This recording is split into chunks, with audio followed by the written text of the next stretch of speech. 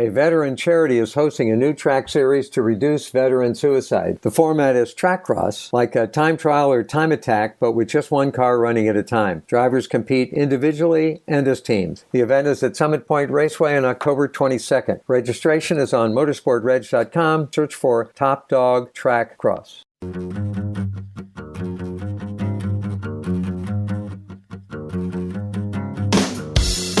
Welcome into another edition of New Track Record. Caleb Hatch and Justin Kinney with you. Hi, Justin. Greetings, Caleb. How are you? Doing well, and we have plenty to discuss this week as we record on Thursday, September 29th, here in the evening in Fort Wayne, and plenty going on in the IndyCar world. The 2023 IndyCar schedule is out. Not just the race dates, but also the TV networks released as well. Jimmie Johnson no longer going to be full-time in IndyCar, but we can expect him to participate in at least one IndyCar event, maybe more. Details on that. Plus some other team announcements in IndyCar and Indy Lights. And later on, we'll talk with our Fantasy Challenge winner as well. That is all to come on this week's episode. So we start with the 2023 IndyCar schedule. And first off, as far as the events, no surprises whatsoever. This is what we expected. You look at the schedule, kicks off at St. Pete early March. Then you have a nearly month-long gap again. Which is your beef. That is my biggest beef with the schedule, and we'll have more on that later. Then to Long Beach, mid-April, April 16th. Barber, April 30th. IMS Road Course 1, May 13th. The Indy 500, May 28th. Streets of Detroit, June 4th. Road America, June 18th. Mid-Ohio, July 2nd. Toronto, July 16th. The Iowa doubleheader, July 22nd and 23rd. Nashville, August 6th. IMS Road Course Race 2, August 12th. So that is a change in date because they moved the Cup weekend back for NASCAR. Then I like this change. Gateway, August 27th. Portland, September 3rd.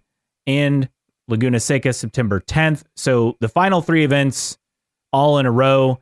I like that as far as building momentum. Plus the last three on NBC. You look at the breakdown. And Justin, you were positive that they would drop the number of NBC races. And while they did, they only dropped it by one from 14 to 13. So technically I'm right. Yeah. I expected it. Look, I feel like it's as good of a schedule as IndyCar could put together right now. I know you and others have beef with the month-long gap, but in a perfect world, IndyCar wouldn't have that. They would have a race that would slot in there. And when we look at it, maybe that could be a Monterey road course race next year, 2024. I mean, 2 years that slots in there. I feel like that's a priority for IndyCar, but they just need a willing partner. And otherwise, it's very similar.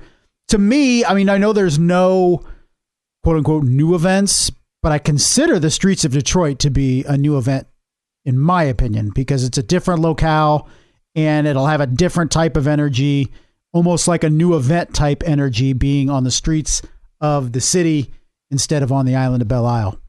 Yeah, I think that will have a different feel. And again, with that event, they're going to sell tickets. It'll be in the city, but also there's going to be some free general admission viewing areas, at least so they say, try to build excitement. And for an event that I don't know how many fans they're drawing in the past on the island for race day, but it couldn't have been more than 12 to 15,000. And dedicated race fans. Only dedicated race fans are going to Belle Isle and parking and getting on a bus and taking it to the island and all that, and then having to do everything in reverse to get back to their cars.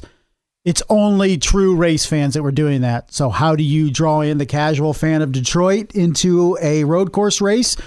Offer some cheap tickets or free tickets, whatever works to get some butts in the seats at the event. So we'll see how that one plays out. And overall, again, outside of that month-long gap between the first two races, which again, that's expected. They need an event to slot in there, and we'll get to that in a bit as far as possibilities there in the future, because I think talking about the 2024 schedule and then on is more enticing than about 2023. But overall, look, you get 13 races on NBC, the first 7 races, and then that's excluding Indy 500 qualifying, which will also land on NBC, at least for a portion. First 7 races on big NBC. It's not until Road America You get a race on USA and then Mid-Ohio on USA, which I'm guessing they had to swap with NASCAR for that weekend because Mid-Ohio's been on NBC that July 4th or around July 4th week in the past couple of years. Peacock race for Toronto once again, which I get that people get upset about it, but Peacock's running a deal right now, $1.99 a month for 6 months or something. I get that doesn't get you until the Toronto race, but it's super cheap. Also, you don't even need it right now if you're just watching it for IndyCar. So we will continue to bang that drum. But Toronto, as long as they have a Canadian TV deal in place, which they do, it's not really a big deal to the promoter because it's a Canadian event. It's not an American-based event, so they'll be okay. But after that, IMS Road Course Race 2 on USA, but overall 6 of the last 7, I believe, on NBC. So you have great momentum to start, a little gap in the middle. Momentum to end it. And the last 3 on NBC, and I think I said, 6 of 7 to end it, if my math is correct, which it's probably not. It is Wow. correct. Yeah, I know, shocking. But overall, look, as far as what we had to work with, a few little tweaks here and there. The fact they still have 13 races on network, I think that's good. As far as races on USA, you get 3 instead of 2 last year. Still just 1 race on Peacock. Overall, you have to be pleased with how this played out as far as the network perspective. And again, I get that there's frustration over the month-long gap on the schedule, and I am hopeful that they will fix that for 2024. You know what? I will give them a pass until the 2024 schedule release because you got to figure something out eventually. And well, I mean, they did. They had Phoenix there for a couple of years. They felt like that would be the filler, and nobody went to the race. It's very difficult for any, we've heard Homestead potentially, but that doesn't seem to be going anywhere at this point. IndyCar is trying to find a race for that slot, a good race, a well-attended race. They may have to go to Mexico to get it at this point. Yeah, I think Mexico is probably that option. And the other notable thing, Gateway is an afternoon race on Sunday, at least as far as the times go, listed on IndyCar.com. Now, all the times are tentative with the schedule. However, they're all realistic looking start times, I would say. I don't think we're going to see Gateway on Saturday, is what you're saying. Yes, it is on a Sunday for sure. And there are a lot of people saying, could it be on that Sunday night? Because there's a big golf event that NBC normally has, but apparently that is shifted to CBS for next year. But overall, that's kind of the only thing. And Gateway, St. Louis in late August on a Sunday afternoon, that is pretty brutal attendance-wise. And if that is the case, I do not feel confident that race will be back in 2024. Man, you guys are haters. I think it's back. I don't think it's going anywhere, in my opinion. As long as it makes money. It's true. They have as long as they have a title sponsor and they sell. I mean, you could say Bomarito could have tickets. They could have easily jumped over to the Cup side like seemingly everybody else did. Mm-hmm. But, in my opinion, Gateway can't survive with one major event a year. I don't know why people think it's going away. I haven't heard anything or any hints elsewhere that it would be up for cutting, but it would be terrible if it did happen because of in such high regard that we held Gateway for quite some time. But I just don't see it going anywhere. I feel like, if anything, getting the Cup date gives them more of a financial cushion to then host IndyCar. As long as it's not losing his butt in money, I don't think it going anywhere. Yeah, and as long as the Cup date is selling well. Obviously, the first year is a sellout. You're curious to see how attendance looks in year 2 because that's when you really kind of have to see, once you've gotten the word out, will people come back? You definitely have to sell it better. You have to market it better. Now, granted, it was year 1 of the Cup event. I'm sure a lot of their promotions budget went to that because, yes, it is exciting and important for Gateway to get a big draw for the inaugural Cup event. Hopefully, some of that evens out a little bit. I'm not expecting the same promotion for the IndyCar Gateway race as I am expecting the Cup Gateway race just because of financials. But I do expect a little bit more effort this time around, both track and promoter. Overall, any other key takeaways from you? Look, it's really kind of hard to, I guess, get into the weeds with this because it's what we expected to see largely. It's uneventful, and sometimes there's something to be said about an uneventful schedule release. We're not talking about events that are going away or events that were contingent on this, that, or the other happening for them to happen. There's no mystery race that sounds like it's going to happen, but will eventually be cut from the schedule. It's, you could use the word boring schedule reveal, and sometimes boring is a good thing. I feel IndyCar has tried to add a couple races, and it's just not there yet. So the stability we have with the schedule and then continuity, I think, is a good thing. Well, and yeah, that really goes into, I think, my final point on this. The date equity we talked about for years, where they jack with the dates of races and move them around. Date equity is solid outside of the IMS Road Course Race 2 being moved. And again, that's part of the Cup weekend. And I don't feel like that people are going to have a big gripe about that moving from end of July, early August to essentially mid-August. I don't think that's a huge change for people. It's still not going to draw well. So overall, the date equity, though, very, very solid. And you can build on that, because you have consistency with these events. People expect them to be at these times now and these dates. So I like that. And something that used to be, I think, a real thorn in IndyCar's side that was self-inflicted as far as keeping the same tracks but moving the date around consistently. I mean, Texas was a recent example, and they're sticking with a consistent date once again.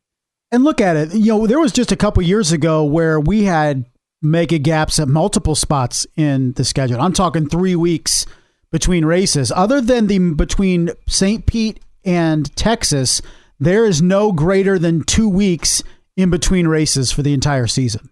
And I think there's something to be said there, because it used to be 3 weeks here or there and there'd be issues. You go through the schedule, there's only 2 weeks in between races at most once you start Texas. I think there's something to be said about that. And when you look at slotting in races, obviously that window between St. Pete and Texas needs to be filled. But IndyCar and Roger Penske know that, and they have a natural opening to slot something in there. But when you go through the rest of the schedule for 2022, it sets up pretty well. And other than adding a race here or there in the future, which we'll talk about a little later, maybe where those slot in, there's not a lot of room on the schedule when you're looking at big gaps. So we shall see what comes in the future, because I think that is ultimately the next question mark.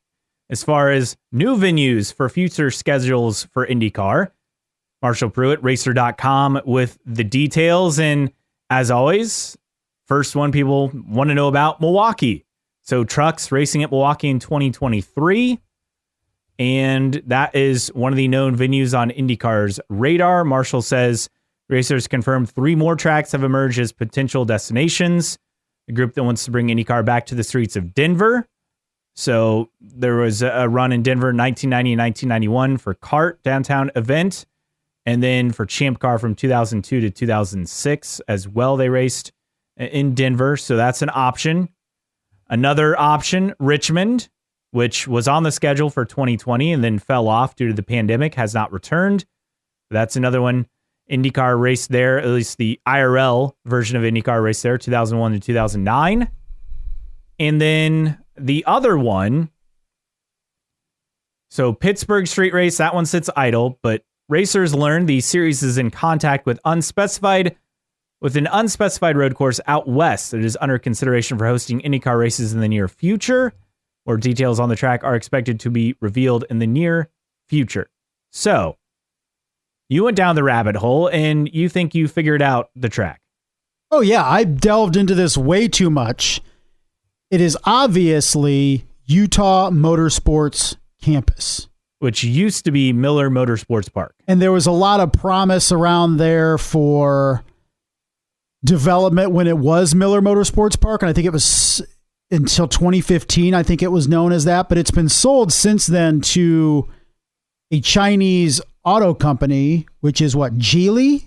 Yes. Is that how it's said? I think so. Geely. And Geely just so happens to own Volvo and Lotus.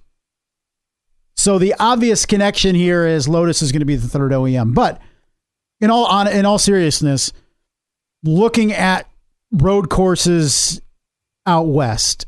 Another one in California doesn't make sense. Yeah, the Sonoma Thermal doesn't Club, make sense. Yeah. The Thermal Club doesn't make sense, and the fact that it's like a private community, essentially think of like a golf course community, but they have racetracks instead of golf courses. Yeah.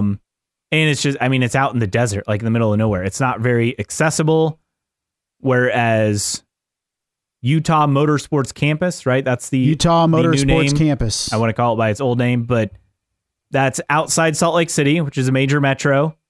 What is it, like 30 miles? It's 30 miles south of Salt Lake City, which sounds like a lot, but you hear some people talking, and there's basically nothing in Utah other than college football and the Jazz, right? So people are used to driving to big events, and there aren't any big events in Utah. And you look at the surrounding area, it like beautiful vistas of the mountains and all that. It's cool. You look at the track, and it does need some upgrades. There's a lot of Armco rails, and all that. But being owned by a $1 billion company in Geely, they have the financial wherewithal to make some adjustments happen. So look, again, I put way too much research into this thing, but it doesn't make sense to go back to California.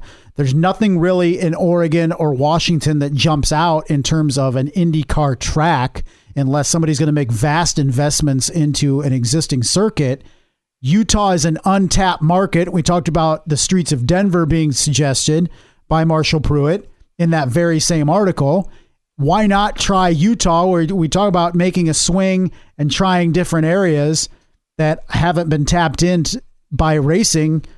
Utah fits that, and there's a lot to like there. I mean, it couldn't, maybe it never comes to fruition, but I see a lot to like there if indeed that is this mystery site that's being thrown about. So according to Google Maps, from downtown Salt Lake City to Utah Motorsports Campus, you can take Interstate 80 and then get off on a highway, and it's 35 miles or about 40 minutes by car. And it is to the west of Salt Lake City, essentially. Okay. So it's in that area. You have to go around a little bit of some mountains and stuff, but it's by the Great Salt Lake. There's obviously a lot of racing heritage out there because of the Salt Flats, something you also have to think about. And again, having been to Salt Lake City, like you said, outdoor activities, the Utah Jazz, I think they have an ECHL or AHL team, a hockey team, and college football having BYU and University of Utah. Yeah. And then, I mean, you can throw in some other, like Southern Utah, Utah State, throughout the state. But I want to say it's not very far from Provo, too. Provo would probably be roughly the same distance or so. It's kind of like in the middle of between the two. So Provo is south. Okay. This is directly west of Salt Lake City, basically. But again, it's very accessible. This would not be that hard of a drive, and it'd be a major event. Look, I mean, they've hosted major events. Like, they have major college football out there. I mean, Utah and BYU are consistently ranked year in, year out college football. They've hosted the Winter Olympics before. They have an elite ski resort in Park City, just outside of town. Been there. It's great. This would be a new event, and they used to have IMSA races there in the past, they right? Did, but sports car races as well. I mean, it's an established place that needs some upgrades, no doubt, but it's an untapped market. And some people will say it's in the middle of nowhere, but it's not really. There's major cities in Salt Lake City and Provo nearby with people that are used to having to drive a ways to get to major events. And IndyCar is desperate to find new markets that other racing series, i.e. NASCAR, have not tapped into. You could mention the fact that they did it at Gateway, and now it's kind of been taken away from them once Cup came in. You know, Nashville, yes, Cup has come in and raced at the Speedway there, but still feel like IndyCar is the premier event in Nashville in terms of auto racing. To make us take a swing, I don't hate this at all if this indeed comes to fruition, and I'm going to take sole credit for it if it does actually come, because like I said, I spent way too much time on Wikipedia permanent road courses in the United States and clicking through every single course that popped up in the Western United States. And Salt Lake City metro population is over 1.2 million people. So that's a lot of people. And again, it's an area where there's not a lot of motorsports activity, at least as far as on closed circuits. Yes, the Salt Flats, they do have some running there, but that is a different thing. I just think this is an opportunity to do something, and look, we'll see if anything becomes of it. We could be completely wrong in our guess. Look, maybe it is the Thermal Club. I'd be surprised. We're never wrong. Yeah. Yeah. I'd be surprised if it's the Thermal Club, just because it's literally in the desert and it's way outside of LA. Like it's a posh country club for rich people with cars. It's not really like a destination or near a major destination. You can say, well, it's near LA. And I'm like, yeah, it's near LA in the sense that it could take you 2 to 3 hours to get there. This would be a lot closer for people, about an hour drive or less for most people who'd be attending. People could drive or fly in from Vegas, fly in from Denver. Just having another option as a race out west that's not California and that's not Portland, I think is helpful. It's in an untapped market. And I mentioned it. You need to take some swings, right? You need to try some new events, some new ideas. Street course in Denver, sure, I know there's history there, but it's also ancient history, in my opinion. Last time anybody raced there was what? Yeah, so it's been 16 years since that happened. Make another run at it. I like the return. We think the inevitable return to Milwaukee is for 2024. Trucks in 2023, trucks and IndyCar in 2024. Makes sense, right?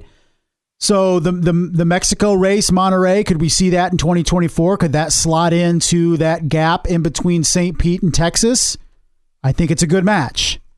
So we're seeing prospective events, prospective tracks that fit some needs for IndyCar. I would love then to slot Monterey in and then take out the second GP race for Indy and slot in a race there. Yeah, could that be Milwaukee, or is it going to be too warm in August in Milwaukee? I think August would be okay. I mean, the truck state is the same weekend as Gateway. That's why I'm also kind of looking at it. That does Gateway go away, and is it just replaced by Milwaukee? Is that an option? I don't know. That'd be terrible. But as far as a race in Salt Lake City, I'm not sure where it would fit in, because it'd have to be in the heart of the summer, just because you can't do it in March or April, right? That's not an option. Yeah, absolutely. You got to do what you got to do in the regions that you're in that fit the most weather and crowd and other stuff going on. So it's a delicate balancing act. And unfortunately for IndyCar, you don't have any candidates right now that fit into that month gap, but there are some promising potential races on the horizon. All right, the other bit of news that came down, Jimmie Johnson retiring from full-time competition. Got to be very clear with those details there. Not a surprise, Justin, you were convinced he was going to do all the ovals, and instead he's looking at about 10 or so events to run next year. Indy 500 obviously is one of them. That's not a surprise, but he's seeking meaningful part-time racing is his words on this. Doing the double is on the table. The Indy 500 and the Coca-Cola 600 is absolutely on the table for that. Outside of that, he's interested in doing the Clash. He's interested in the race at North Wilkesboro, the All-Star race for NASCAR. Wouldn't surprise me if he did either Talladega or you think Daytona. He'd want to? I mean, I don't Daytona, think so. Daytona, maybe. yes. Talladega, no way. And then outside of that, I think this is where you get into the weeds. He wants to do that Garage 56 thing for 24 hours at Le Mans, running a NASCAR Cup car with that. Outside of that, I think he wants up in the air. He could do some random road courses. He's probably going to do the Rolex 24. He's doing what? World of Outlaws. No, that was, I think, a joke. No? I think that was a joke with Alex Bowman Racing. Well, he had an Ally car. Is that Alex Bowman in the Ally car? Yeah. Oh, I didn't know if it was a joke. I saw it. I thought it was something. I think it was a joke. But as far as what he's going to do, I could see him doing a World of Outlaws race, though. Oh, for sure. Absolutely. So not sure if he's even going to be with Chip Ganassi Racing to do the double. Again, mentioned the Rolex 24, Garage 56 entry. He also says, according to Speed Sport, that he wants to return to 1 or 2 NASCAR Cup Series races, compete in a variety of events on the NTT IndyCar Series schedule, just not the full season. So again, Indy 500 in play. He mentioned road courses to drive at Road America and Laguna Seca. Those are amazing marquee racetracks to run on. I could honestly get excited about any of it, and it depends on what opportunity will develop. So those are a couple of tracks to keep in mind as well. But who knows? I mean, I think the locks are the Indy 500, the Coke 600, the Clash, North Wilkesboro, and the Rolex 24. So that's 5 right there. He confirmed that he was going to do the double? He is interested in the double. Man, I just don't know why you kill yourself to go race for 600 miles at Charlotte after running the 500. I don't know what the allure is to do that other than say you did it. And I guess that's something, but. And then you add in Le Mans, and then that's 6. So you got 4 essentially to work with. Does he run either Long Beach or Laguna Seca because it's a California race where he's from? Maybe.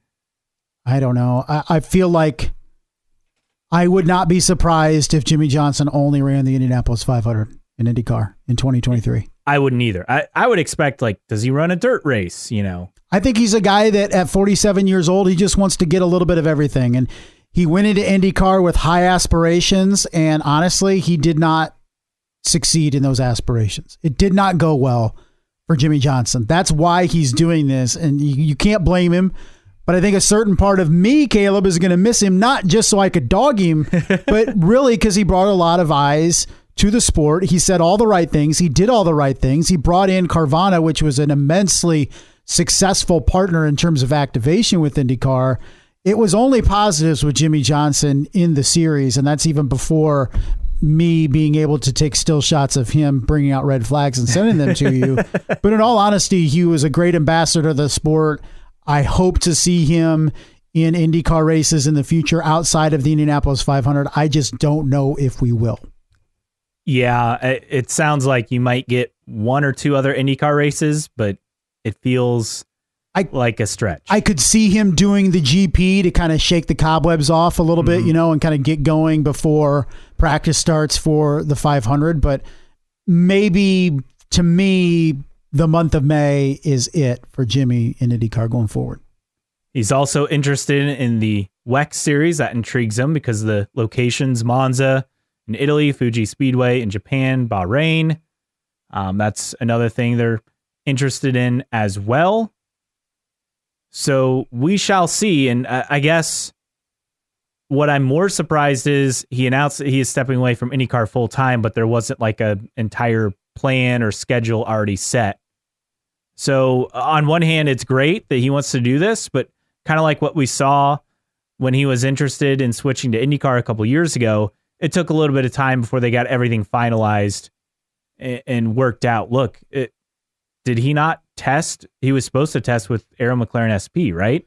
Yeah. And that test got like rained out or something. There was a schedule conflict or something happened to ditch it. So, man, what could have been? But overall, I guess, how do we remember Jimmie? Do we remember the spins constantly? Do we remember his amazing Indy 500 qualifying run? The top 5 or sixth at Texas, right? Yeah. The race at Iowa. I mean, what's your biggest takeaway? My biggest takeaway from Jimmie Johnson is a guy that is one of the greatest NASCAR drivers ever, that decided to give another discipline a try, and he was just a touch too late in his career to really be able to grasp it in the way that he needed to. And that's no knock on Jimmie Johnson, because now he's going to be able to do that in more disciplines outside of IndyCar. It was just way too long in the tooth, I think, to jump into an unfamiliar formula and learn on the fly and be competitive. And we saw him drop off in Cup the last few years there in terms of being competitive. I don't know how you could expect him then to jump into a completely unfamiliar car and be able to wheel it around unfamiliar courses and be able to jump into top 10s even after a couple years. But overall, I think it was a good experience for Jimmie Johnson. I don't think he regrets it in the least. I don't regret having him in the series. I think it was eye-opening for him, and it was entertaining for some people for different reasons. But I am going to definitely miss Jimmie Johnson and the activation he brought. I'm not going to miss the constant attention on Jimmie Johnson from media. That's a fair point. I think my biggest takeaway, besides wondering how I can get the Jimmie Johnson egg cooker from the Carvana ads. Or the jeans, right? Yeah, the bedazzled jean jacket. Bedazzled jean jacket. Yeah. Outside Looking of good. that, I think what he did at Texas to start the season, I think it was it was a great run. He was trading places with Scott Dixon and passing his teammates, and that was exciting to see him charge through the field on the final stint. And he led laps at Iowa, had some good results that weekend. And I get it. I'm the soft guy on Jimmie, whatever. I like to focus on the positives, though. We did put up the poll question, which we'll get to in a little bit, on who's going to miss Jimmie Johnson more between the two of us. But I like to focus on the positives, and there are a lot more positives than negatives in year number 2. I will say that. I agree. Still brought his fair share of red flags out. Some of the incidents that he was involved in weren't his fault. Look at Nashville in particular. Overall, just a guy that doesn't have the seat time and the experience to come into a very competitive series and be able to compete for consistent top 10s. Or Portland, for that matter, when he just got completely taken out by VK. But true, that was a weird one. Yes. So Jimmie, again, out of IndyCar full time. We'll see what he does IndyCar wise. The Indy 500, perhaps more. We shall see when that schedule gets revealed. Some other IndyCar silly season news. Benjamin Pedersen moving up from Indy Lights to AJ Foyt Racing. So he has dual citizenship with Denmark and with America. And he's based in Seattle. Oberto Beef Jerky, one of his sponsors. So that's pretty cool. But he finished 5th in Indy Lights this past year. So he's the first Indy Lights grad to move up to IndyCar. He did win a race, dominated the Portland weekend, won the pole, most laps, and the race for his only Indy Lights win. Overall, interesting move. This is not unexpected, I would say. In fact, this has been rumored during the season itself. So, well, you got a test with Foyt, right? I mean, look, for me, it's tough to get excited about this move because it is 94% financial, in my opinion, for Foyt. Benjamin Pedersen brings a budget, a significant budget, from what it sounds like, and Foyt needs money. And the hope is, the prayer is, he's a competent enough driver to bring some results to AJ Foyt Racing. But the most important thing for Foyt in this relationship is that he brings a check. Yeah, and the other part that's interesting is his car, and they did not confirm the car number, but they did say that this Benjamin Pedersen car would be based out of, I believe, the Indianapolis shop, which is where Kellett was based out of previously. And we don't know yet what it means for Dalton Kellett. I think we know. You think he's done? I think he's done, yeah. So Kellett, they're trying to put together a program for next year. He told Racer.com. They also, apparently, the Foyt team has an interest in placing Santino Ferrucci alongside Pedersen if the budget can be found. So that would move Kellett off the IndyCar grid. And a full-time return with Foyt is his top interest rather than a diversion to IMSA, where he has 3 LMP2 wins. So he's focused on IndyCar. We'll see what happens. But Ferrucci's an interesting candidate there. I mean, you could look at some other guys. Stingray Robb is trying to move up to IndyCar full-time, or at least with a partial schedule. So that's another name to throw out there. Obviously, Linus Lundqvist, and what that means as far as Jimmie's engine lease going away. Does that mean he can be with Coyne and HMD next year, full-time in IndyCar? That's another question mark. Nathan Brown of the Indy Star kind of reporting that it's not a done deal. Just because Jimmie stepped away, it's not a done deal that Coyne gets that third engine lease from Honda. So we still have a lot of question marks. And to me, I have a hard time buying into anything that Foyt's doing until they show that they're competitive. Really, I just feel like it's revolving seats in cars. None of them are going to be competitive. You could say it's the driver. You could say it's the team. Probably a combination of both. They're back markers. And you're trading a couple back markers for other back markers at this point. It's the only team right now that I feel like that in IndyCar right now. It's just, I'm apathetic to it. And I hate to say it, but I just don't care what Foyt does at this point. So I would assume they'll run 2 full-time cars. Obviously, funding will be the question mark there as far as who is in that other seat. You would hope they don't trot out 2 rookies, right? That just seems like disaster. But if 2 rookies bring money that they desperately need, then they're going to do it. And that, goes to my point about tough to get excited about anything Foyt does. It's operating on such a shoestring and holding on as much as it possibly can that you hope something goes well for them, but you expect the worst. And you get to Leader Circle, and they're not missing out on Leader Circle money. Yeah. They don't have any for this year. Marshall Pruitt with the update in the Racer.com mailbag. But Andretti's Devlin DeFrancesco, he placed 23rd in Leader Circle. But again, Jimmie Johnson, the 4th entry for them, that does not count. So DeFrancesco gets it because Andretti was grandfathered in with 4 cars to the system. And Foyt's 14 and 4 entries, they were on the outside. So they're not even in the Leader Circle points. So they need even more money just because they don't get that $1.2 or so million for each of those entries. They missed it on $2.5 million. It's just the money that every other team's getting, Foyt's just not getting. Then both of their teams missed out. It goes back to even when you could say 2.5 of their cars missed the Indianapolis 500 a couple years ago with one affiliated car. Just, it's not good. Every year I expect in the off season to hear something about Foyt selling the team. That's how bad it is.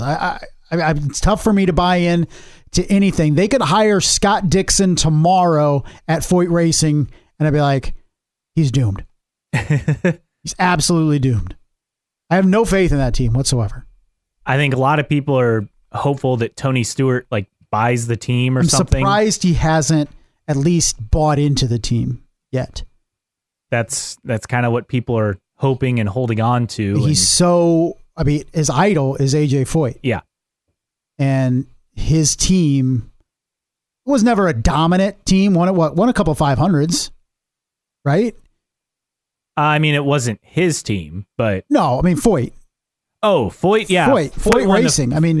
They won. Obviously Foyt won 500s, then he won the 500 I'm talking about with his team Kenny since Brack, he stepped away. Yeah. That was it. But they haven't won a race since Takuma Sato in 2013. And God, it's 9 years without a win. When's the last time they were on the podium even? I think a couple years. I think Kanaan had some good results with them when he was there. Years. It's just, I'm surprised that Tony Stewart, with the assets he has, with his idols team in IndyCar, such use the word embarrassment, him not looking to at least buy into the team and help it out just a little bit. Even a little amount of financing could be a jumpstart to competency. That's all I'm looking for is competency. We shall see. I'll be very curious what the other driver announcement is. Pedersen was not bad, but he just wasn't flashy in lights. And yes, there are more cars than what there used to be, getting 12 plus cars at most of the races this year. I think in fact at every race there are at least 12 cars, but it's not like it's a field of 20 or even 25 or IndyCar where you're pushing 27, 28 cars. So, right. He's mid-pack, basically. We'll see what happens. But going roundabout, I'm not excited about Benjamin Pedersen at all. Speaking of Indy Lights, a couple of announcements there. Daniel Frost, Christian Bogle will return to HMD Motorsports for next year. I think they've announced 3 of their 8 drivers, which is just plenty hilarious. Of announcements to come. Yeah, plenty more to come. Also, some lights news. Juncos Racing returning to Indy Lights with 2 cars. They're transferring their Indy Pro 2000 team to TJ Speed, so TJ Speed will leave Lights.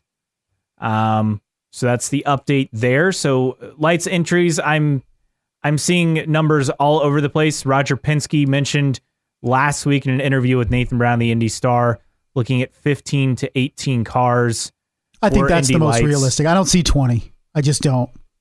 Anything above 18 kind of feels like a pipe dream at this point. I would Roger, love 15 full-time every race competitors. Yes. Some 16, some 17, but 15 driver car combinations that run every race.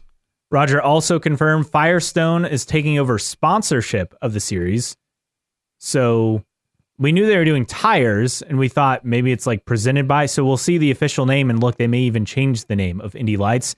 Ernie Francis Jr. is set to return to Force Indy next year as well. In Indy Lights, Miles Rowe will be supported as well. They do not say the series. Penske does not confirm the series for Rowe next year. So that's kind of the update there. They may continue to put Miles Rowe with like a partner team, but nothing to announce at the moment. And then as far as having a black driver in the Indy 500 by 2024, Roger says not realistic for next year, but let's see about 2024 for sure. I like the fact that they're not rushing anybody just to say they have a black driver in the Indianapolis 500. Yes. I think we can all agree that Ernie Francis Jr. is probably the top contender right now, but he's not ready as of yet. Yeah. Now, after next season, could he be ready? Absolutely. Sure. I could see that. I mean, definitely. You get a year in Indy Lights, you get more comfortable. It completely makes sense with what he can do, and we'll continue to see him grow. Some other notes from that interview with Penske. As far as Toyota goes, Roger says we were very, very close with Toyota, thought we were ready to go. And then with COVID and supply chain issues, it's turned us upside down. I don't see a third engine manufacturer announcement soon at this point. So they're still searching. They're still looking. As far as the new engine for 2024, engines are built. They've run. Hybrid adaptation they're struggling with due to supply chain issues. But he says he's cautiously optimistic. Which tells me it's not out of the realm of possibility that it's delayed to 2025. It's true. Doesn't sound like that decision is imminent, but it also sounds like that possibility is there, that it could be pushed back. Penske happy with the 3%, 4%, 5% increase as far as in TV ratings year by year. NBC must have as well at 13 races. And then as far as a new car, Roger says, I see no reason for now. The car is safe, reliable. We continue to enhance it with engineering changes. We'll do some wing changes. There's been some other safety enhancements. So I would not expect a new car in the near future. I would say, 2026? I think we kind of said that last week. 2026, 2036, 2046. Who knows at this point? Keep kicking the can down the road. I feel Roger Penske can't be deciding this on his own. Look, if he had every single team owner in his ear saying, we absolutely need a new car ASAP, I have a hard time thinking Roger Penske would be this bullish and saying, no, we don't. Which tells me that it is not universal in the paddock that people are pushing for a new chassis. So I know there are some folks that are more vocal than others about it, but I don't think there's universal support for a chassis being new in the next couple years, or else Roger Penske would be pushing for it. And some other driver notes. Colton Herta's super license was denied the request. Again, this is not a surprise. Some other notes. Connor Daly racing in Cup, Charlotte Roval. So it's not this weekend, but next weekend for Floyd Mayweather's The Money Team Racing. So congrats to him. BitNile, the sponsor. Big opportunity. IndyCar sponsor. Also, some news as far as Cup goes. Kyle Busch also interested in running the double next year. So keep that in mind as well. As in 2023 is what you're saying, or 2024? I believe so. Kyle Busch does indeed. If he does the Indy 500, he would also do the double. So that from Jenna Fryer. Okay, then. So Stay tuned. That is the update on the double. All right. If you agree or disagree with anything we've said so far, we'd love for you to interact with us. You can find us at newtrackrecordpodcast.com. While you're there, sign up for our email list so you never miss an episode or any special announcements. On social media, our Twitter handle is IndyCar Podcast. On Facebook, like us, just search for New Track Record. On Instagram, the handle is also IndyCar Podcast as well. You can email us, newtrackrecordpodcast@gmail.com. You can support us via Patreon, patreon.com/newtrackrecord. Thanks to Xavier, Robb, and others who are supporting us. Again, starts at just as little as $1 per month to be a supporter. And you can follow us for free on your favorite podcasting platform, whether that is Apple Podcasts, Spotify, Google Podcasts, Amazon Music, or wherever you find your podcasts. As always, all for free. Mailbag time, Justin, and a ton to discuss naturally on the schedule announcement. And we start with who will miss Jimmie Johnson the most, that poll that you referenced earlier. The voting was fierce. Yes. Went back and forth. 56.5% said me, 43.5% said you. Now, we're missing them for missing Jimmie for various reasons. Yeah. But some of the replies are great. Jeremy from HBG said whomever sells ads for IndyCar NBC. Autosport Lab said both. The Roth said Delora Money. DC Soda said me trying to remember which names line up to which voices. Sorry, guys. Haha. And it's the gif of not Key and Peele. One of the Key and Peele guys. It'd be Peele, I believe. Yeah. Sweating profusely. And then Stealth 1014 said IndyCar and NBC, Lee Diffie, Dalton Kellett in that order. Dalton Kellett is funny. Man, funny, that's spot on, actually. But ouch. All right. Schedule release. As far as the announcement, before the announcement, I Am Analog said Boston. Wait, I'm being told that's a hard no. It's a good one. Not happening.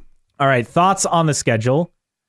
Vicky Lynn 26 said, again, with Toronto on Peacock, IndyCar does know that Canada doesn't get Peacock, right? I get why they did it this past season, but give me an effing break. But you pointed out it's on television in Canada. Yeah, correct. Which it makes a great point because Canadian companies are going to advertise knowing that it's on Canadian TV. I believe it's on Rogers or Sportsnet. Right. Or, so I'm not sure. It's on television in Canada. We in the United States have to watch it on Peacock. First world problems, folks. Okay, you have to pay a couple bucks a month to watch one IndyCar race. But what I'm saying is this doesn't hurt as much as you think up in Canada because the show is on in Canada. Other responses, Racer Mac RTP1 said Gateway the same day as Trucks at Milwaukee is dumb scheduling, in my humble opinion. Who's watching Trucks? I think he's got tickets to it. So okay, fair. JSH Will said 3 takeaways. 2-month gap off network during the summer kills any interest built up prior. Can't get a single night race, specifically Gateway. And month gap to start the season needs to be filled with Mexico immediately, and everyone already knows this. Bauer Racing says, excited for you to tell us what's wrong with it. Well, I guess we've already done that. Yeah, but we didn't have much other than the gap. That's it. But I'll go back to saying, yes, if Monterey was down right now or Mexico 2023, City. Yeah, it would be on the schedule. But it ain't. And that's more on the tracks than IndyCar. Tyler _Allen says the month gap right at season open, lack of ovals, Gateway on a Sunday. No wonder they snuck the schedule out without hyping it up. Well, I mean, the no ovals thing is like you people aren't going to ovals, so why should there be ovals on the schedule? And then follow that up with should have doubled up with Trucks at Milwaukee next year. Yeah, 2024. I mean, run _Mark _run Deja Vu, Energy DJ1. They should race the Glen. They would if people showed up. Yeah, they have raced at the Glen several times. Okay, now the poll. The poll to end all polls. The poll. A ton of responses on this one. I don't think I've ever seen so many votes. Thanks to everyone who voted. Biggest beef with the schedule. Nearly 71% of you said no new events. Ends too early. 9% a Peacock race again. 7% other. Nearly 13% of you. And a ton of responses on other. And I can't get into each individual response. We'd be here all night. But gap between St. Pete and Texas got 10 votes as far as in the comments. Too many road courses, not enough ovals. Variation of that got 6 votes. 3 votes for a Mexico race needs added. No night races got 2 votes. Too much Indy road course got 2 votes. And then no beef got 1 vote. That from Nick Yeoman. All the above got 1 vote. No Milwaukee got 1 vote. Sky Sports, the TV provider in the UK, got 1 vote. Yeah. And Peacock race got 1 vote. But that was part of it. That was one of the things up above you could vote for Peacock. Yeah, that's true. So yeah, it really took off. I think the majority of people that were bothered by the gap in the schedule. That should have been one of the options. That was me. That's only my biggest beef. David Land responding on this, DLand91. Biggest beef would be that the lack of enthusiasm around IndyCar, mainly because of stagnation with cars, events, and promotion. I see that the lack of enthusiasm is beginning to metastasize into apathy for the sport, and I don't think that's positive at all. Now, I get his point, because NASCAR has had these new events. They had the Clash at the Coliseum to open last year. Before that, they had the Bristol Dirt Race. This year, they're going to have the Chicago Street Race. They're going to have the return to North Wilkesboro. So having new events builds excitement, builds momentum, creates a bit of a buzz. IndyCar doesn't have that for 2023. NASCAR was in a better position and still is to take big swings. And Roger Penske's first priority, and he said multiple times in regards to the schedule, was getting date equity with the existing events on the schedule and making sure they're financially stable. And for the most part, that's where we're at. We can talk about Texas and where that is heading, but they have a multi-year contract now for Texas. We could talk about Gateway and the rumors around that, but at least for 2023, it's on the schedule. We talk about the long-term future of Iowa.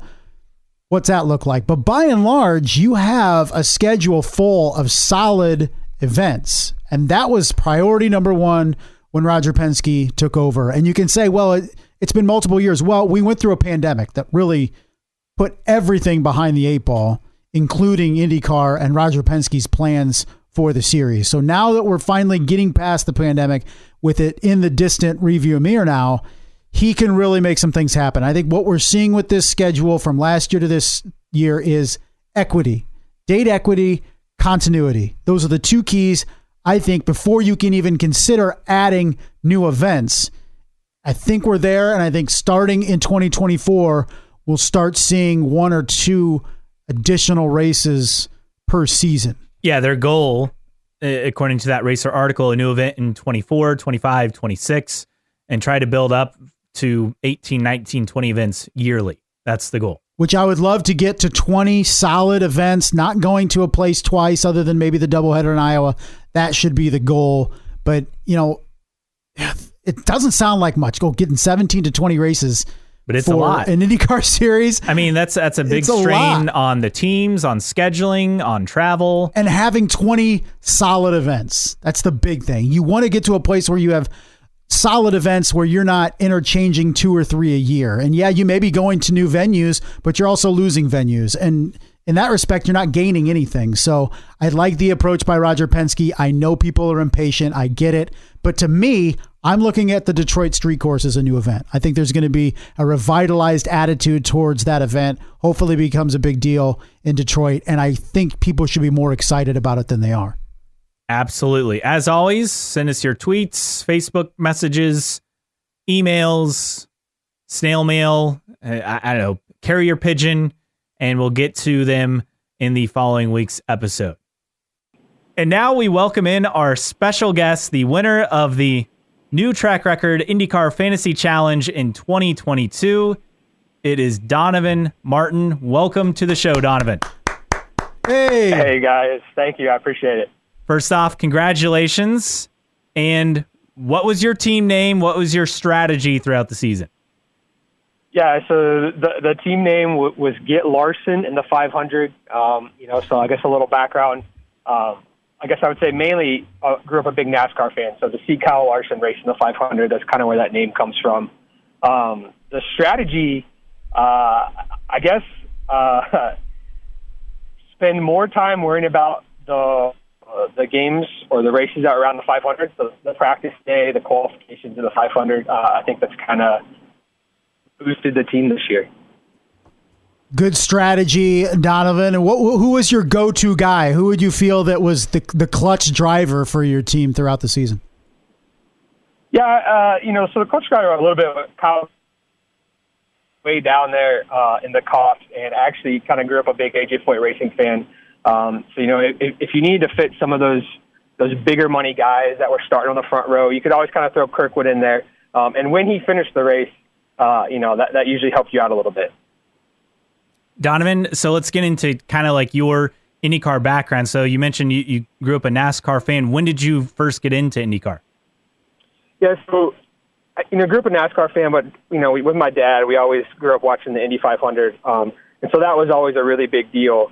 And then we attended, or I attended with my family, the first Indy 500 in 2016. And, I kind of knew about the IndyCar series, but didn't follow it very closely. But after being there in person in 2016 and kind of reading up on all the different drivers, it just kind of, became another series that I follow now, kind of through there. Are you as adept in NASCAR fantasy as you are in IndyCar fantasy?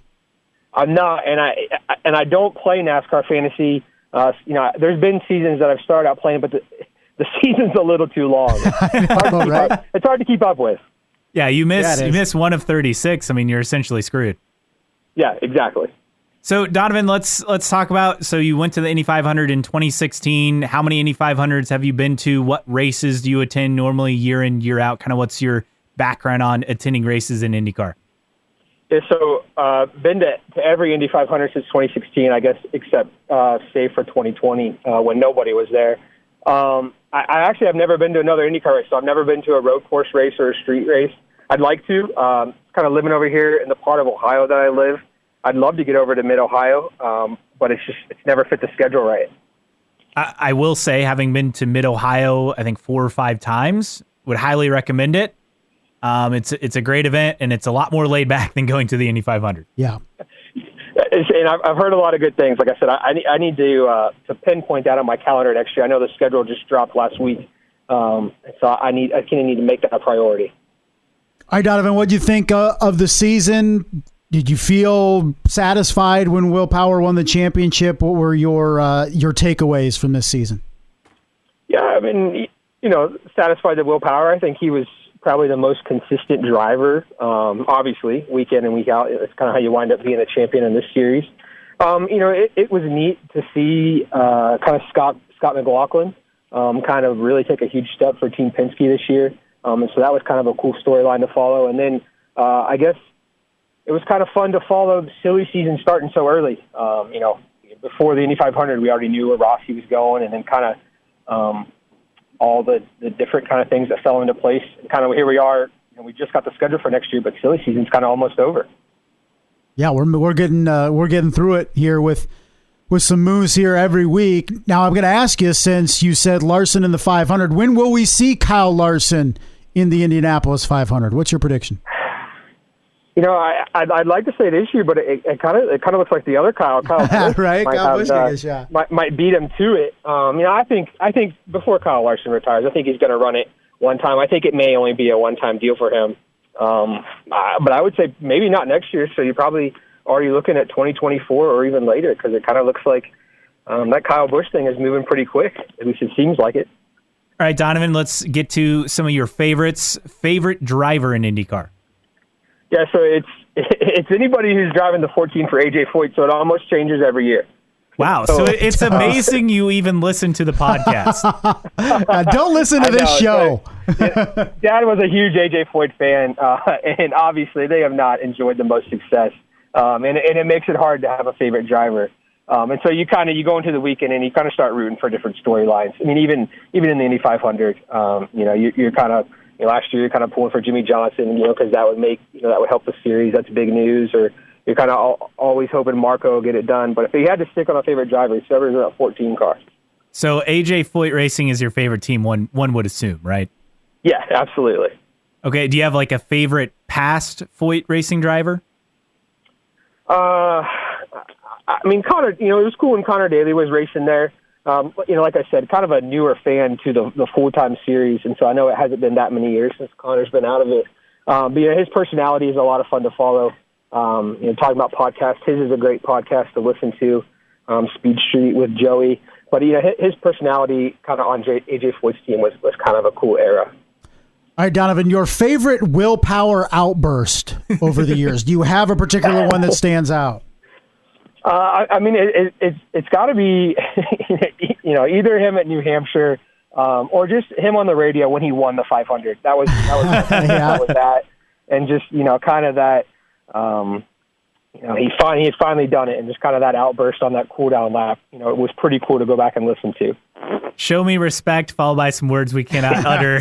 Other something. Yeah, exactly. A classic willpower moment, and it's easy to forget about that one because of the double birds and the Dario bashing interview coming in 2011 or 2010.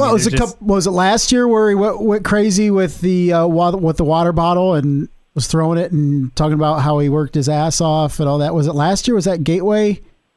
Remember, because Kevin Lee's standing there and he's waiting to interview him, and he's just like throwing the water, and like Kevin's getting wet and all that stuff, and he's trying to keep a straight face. Oh, that was vintage meltdown power. That may be my favorite. All right, Donovan. He's definitely had some over the years. For sure. Donovan, do you have like a favorite IndyCar race in your time as being an IndyCar fan that you go back and like, oh, I like rewatching that one over and over again? Yeah, it's going to be super cliche, but it's a 2016 500. So the first race that I got to watch in person, I've got the commemorative DVD that IMS put out, and so you kind of going into the month of May, you always flip that on and listen to Rossi and Bryden Herta kind of talk about the clutch and coast, and so that's always a favorite one to relive. All right, Donovan, who's winning the championship next year? You were so good at predicting things this year. Tell us who's going to win next year's championship so none of us have to watch it. We're taking notes here, by the way. Yeah, we're going to take I'm going to cheat next year. Whatever he picks each week, I'm going to pick the same drivers. Yeah, I don't know. It's hard to look that far ahead, but you got to think Scott Dixon's going to win at least one more, right? Oh, for sure. He's got to. So I guess Scott Dixon. We'll go with Scott Dixon. It's a solid choice. As far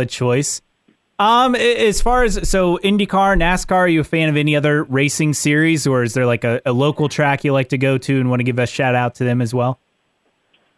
Yeah, other racing series. I don't get up early on Sunday mornings and watch F1, and so it's kind of limited to IndyCar, NASCAR there. But a local track I like to go to a little bit, Wayne County Speedway. So I live over here near Canton, Ohio. Wayne County Speedway is a little dirt track. And ironically, with the team name, I just missed out. Kyle Larson's Sprint Car Series was supposed to be over here Tuesday. It got rained out. And so, but I've been over there this summer and got to watch Christopher Bell and Alex Bowman run around. And so, I'd like to give those guys a shout out. All right, Donovan, before we let you go, the floor is yours. If you want to brag, you want to talk some trash about your performance over the course of the season, feel free. This is your time. No, I don't want to brag. I think it kind of always comes down to just consistency. Like, the NASCAR Fantasy Series is too long. The IndyCar, I think it's a perfect, you get about every other week. Wake up, make sure you got your picks in. I don't think there's anything to brag or talk trash about. All right, well, Donovan, congrats again on winning the league, and we hope you join again next year. Try to make it 2 for 2. Hey, we'll see what we can do, guys. I appreciate it. All right, thanks, Donovan. Thanks, bud. Yep, have a good one. You too.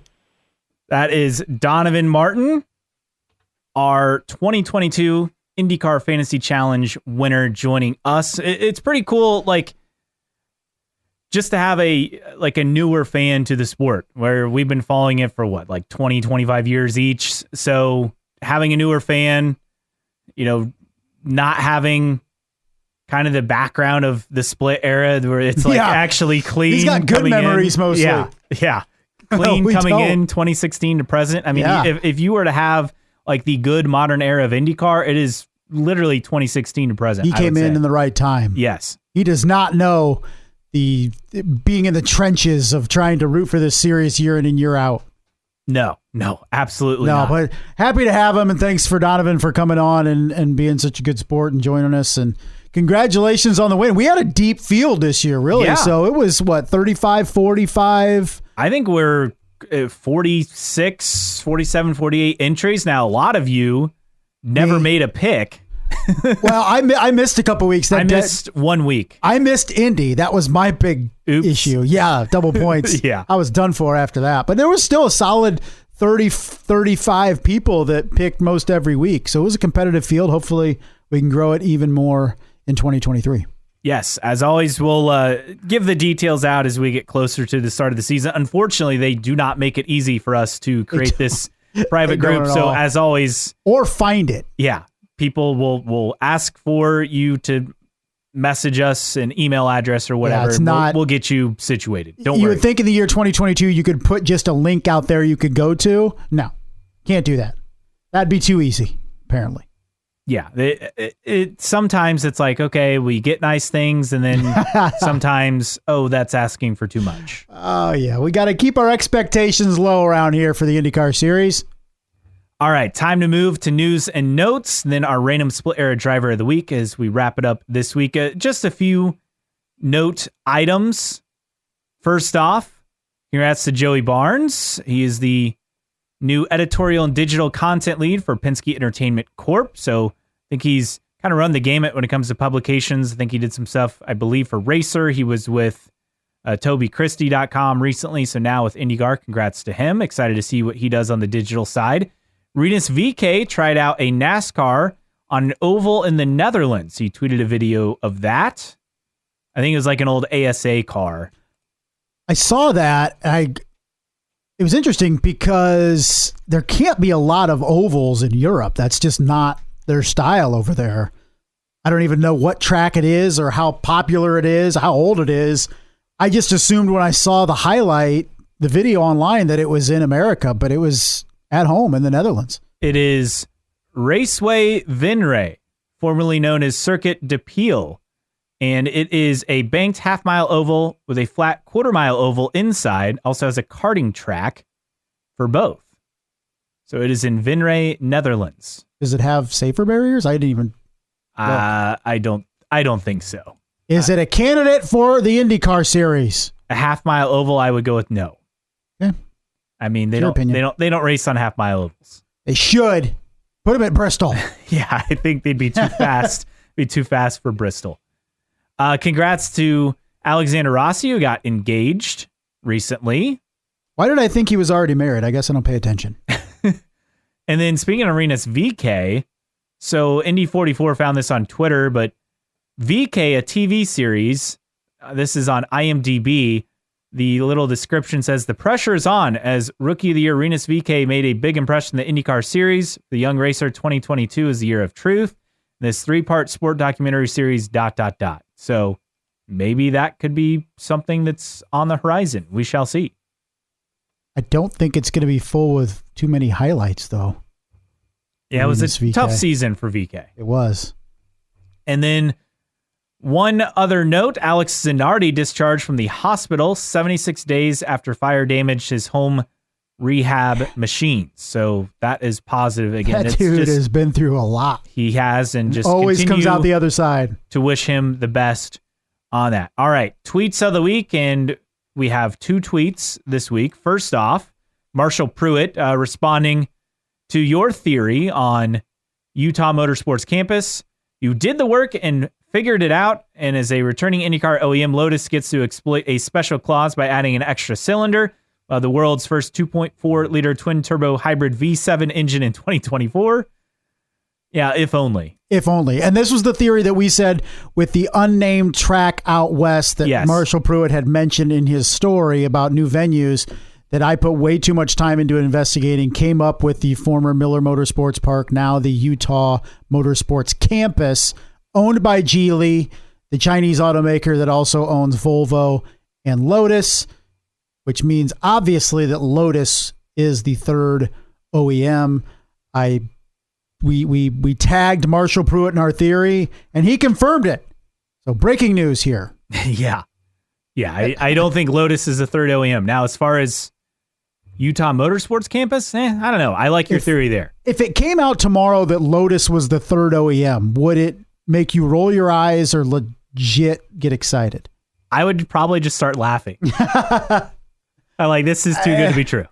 Well, it wasn't for lack of effort. When they committed to the series, they were gung-ho about it. And then they had a change in managing front office or whatever, ownership, whatever happened where basically funding was cut for the program. So their hearts were in the right place at the beginning, and then it went south pretty quick. Our other tweet of the week from Jeff Gluck, who covers racing and mostly NASCAR, but this one is NASCAR related, but very funny. Kyle Larson's suggestion on what should be done to fix Texas Motor Speedway. I would like them to demolish this place first and then start over from scratch. Incredible.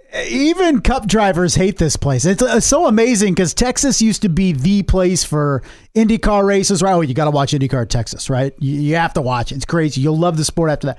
And there were some really good Cup races then over the years. And now it's just become a hate-hate relationship. Even with IndyCar, oh, they put the PJ1, PBJ down. It ruins the IndyCar event. Well, it doesn't help the Cup event. And if you watched it last week, 2 weeks ago, whatever it was, Texas, 17 cautions in that race. I didn't catch it, absolutely but terrible. It was on so late that they had to move to football night in America. Yeah, because the Cup race hadn't finished, so that was moved to USA. So you think you're getting this decent lead in because people may tune in, for the end of the Cup race before they stumble on NFL pregame coverage for Sunday Night Football and highlights. Nope. Had to go away from it. It's a terrible situation for Texas. And that may be the reason why IndyCar is going back, because it's not like they have a lot of goodwill right now with Cup. Are they down to one race again since the All-Star race? Is it still Texas? It's not, is it? No, not next year, because that's North Wilkesboro. What was it this past year? Bristol, wasn't it? No, Bristol has the dirt race and then the night race. I believe it was. Was it Charlotte? Charlotte? Yeah, I can't remember. But Texas, I think, had it last year. Was it a one and done thing for them? The All-Star race was at Texas this year, back but in May. That was a 2-year thing. Now it's done. So correct. You're back to what, one Cup race now at Texas, or now still two? I'm not sure. The point is, nobody likes Texas. IndyCar doesn't like Texas. Cup doesn't like Texas. It's not a good situation. So Cup has trucks, then IndyCar April 1st and 2nd, Xfinity Series September 23rd, and then the NASCAR Cup Series playoffs race September 24th. And that's it. So they only have one Cup race, Xfinity race, a truck race, and an IndyCar race. And 100,000 seats? Yeah. I mean, they haven't redesigned that track to accommodate the lack of fans. Well, and I saw the attendance, and look, I get it. The IndyCar attendance was bad for Texas this past year. It's too huge. But for Cup, it's bad. I couldn't believe how bad it was. It's not good. And when it's cavernous like it is, when it's bad, it's going to look horrendous because there's so many seats. Yeah. Empty seats. For sure. All right. Time now for our random split air driver of the week. All right. We're going to kart, or rather Champ Car, in 2006. Caleb, you ready for this? Dale Coyne Racing. It's the gift that just keeps on giving. And we're going with Andreas Wirth. Who? Andreas Wirth from Germany. German race car driver. Won the BMW USA Championship in 2004. And then advanced to Champ Car Atlantics. Raced for 2 years, won 3 races. So wasn't a terrible driver, at least in Atlantics. Raced for Brooks Associates Racing and then Forsyth in 2006. But in Champ Car in 2006, raced in 2 races, Surfers Paradise and Mexico City for Dale Coyne Racing. Finished 9th at Surfers, 15th at Mexico City, and that was it. He had a very good season, though, that year in Atlantics. Yeah, won a couple races. Finished 3rd in the championship, a good run, and then actually came back in 2008 and ran the first 3 races as well. So it's almost like it just never took off the ground for him. After his open wheel career, went into GT3, raced several years in that over multiple seasons. Did the Le Mans with SMP Racing. We know that. SMP Racing in 2016. Michaela Lotion. Yeah, so dabbling into it, said after a full 2006 season in Atlantics, Wirth was named to compete in his first Champ Car race at Surfers, and then he went on to race with Coyne in Mexico City. And then in 2008, he raced Le Mans in a PTG Panos. And then 7 seasons competed in the GT Masters Series. Got 9 victories in that, which is like a tour-based racing series that goes around the world, I think. No, mostly in Europe, but based in Germany, which is where he's from. I think what's fascinating is he raced the Delta Wing at the 24 Hours of Daytona in 2016, finished in 12th. And again, the class was prototype, but yeah, he raced in the Delta Wing. That's the big thing. Yeah, he does it. The Delta Wing DWC 13. You're exactly right. Race that. That's the biggest thing with Andreas Worth, most definitely. But a guy that appeared in 2 total official races in Champ Car in 2006, still only 37 years old. So pretty young when he was dabbling in Champ Car 16 years ago. My gosh, he was not even 20 at that point. I'm doing my math right. Am I? And then you look at the Dale Coyne lineup. So Jan Halen ran the full season. Oh, this is a who's who of random split air drivers of the week. So Jan Halen, again, heard of him. Then Cristiano D'Amata ran the first 4 races in the 19 car. Then Mario Dominguez races 5 through 11 in the 19 car. Then Juan Caceres, I believe. I liked how you added the little tongue roll. He did a race 12 in that car, which race 12 would have been Road America. And then, as we mentioned, Andreas Worth did Surfers in Mexico City to close out the season. So consistency with Jan Halen in the 11, but the 19 car, look, you've heard of the first 2 guys most likely, but the last 2, absolutely not. Very much who's who. Cristiano D'Amato, Mario Dominguez, Caceres, and Worth all raced and were sponsored by Sonny's Barbecue. Yeah, the longtime Dale Coyne Racing sponsor, because Dale Coyne Racing, Dale Coyne himself owned several franchises of that. I don't know if he still does, but I mean, that's what he did for branding, but that's not been on the cars for a while, for quite some time. No, it hasn't. But this week's Random Split Era Driver of the Week, the German native, Mr. Andreas Worth. All right, that wraps up this episode. Next week, the off season continues on. Look, we had a busy week of news next week. This week, we'll see what next week brings. Thanks to Donavon Martin for coming on. For Justin Kinney, I am Caleb Hatch. This has been another edition of New Track Record Podcast. A veteran charity is hosting a new track series to reduce veteran suicide. The format is track cross, like a time trial or time attack, but with just one car running at a time. Drivers compete individually and as teams. The event is at Summit Point Raceway on October 22nd. Registration is on motorsportreg.com. Search for Top Dog Track Cross. Podcasts by Federated Media.